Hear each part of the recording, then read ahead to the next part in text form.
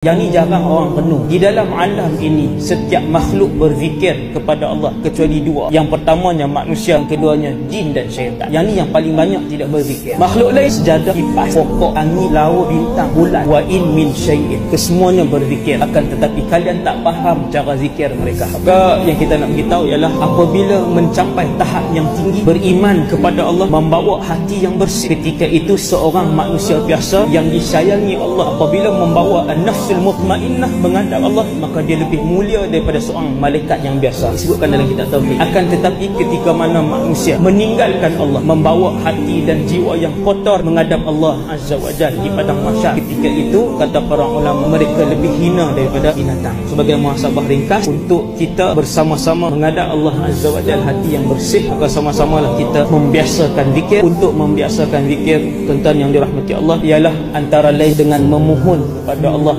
supaya Allah sentiasa menggerakkan hati dan lidah kita untuk memuji Allah Subhanahu wa taala.